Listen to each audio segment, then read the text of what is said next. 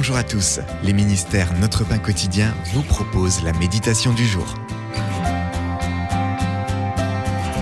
L'espoir renouvelé. Tia était perplexe. Pourquoi son fils de 18 ans passait-il autant de temps à la bibliothèque ces temps-ci ? Son fils, qui était autiste et qui parlait rarement aux autres, rentrait d'habitude directement de ses cours. Qu'est-ce qui avait changé ?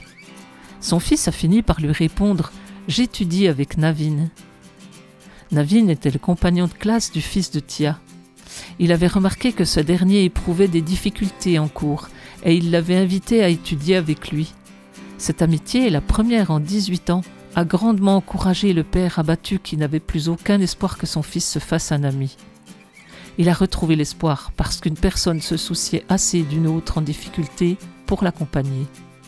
Dans son ministère auprès de l'Église primitive, Paul savait que cela s'appliquait aussi à notre espérance du salut. Pour que les chrétiens veillent et soient sobres, voir 1 Thessaloniciens chapitre 5 verset 6, et qu'ils vivent dans l'espoir du retour de Christ, ils devaient s'édifier mutuellement, verset 11, surtout ceux en difficulté. Voilà pourquoi, même si ces croyants nourrissaient un amour agréable à Dieu, chapitre 4, Paul leur a rappelé qu'ils devaient réconforter ceux qui sont abattus et soutenir les faibles.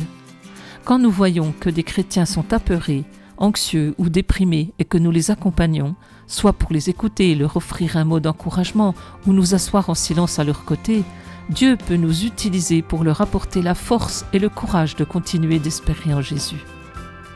C'était un texte de Jasmine Go.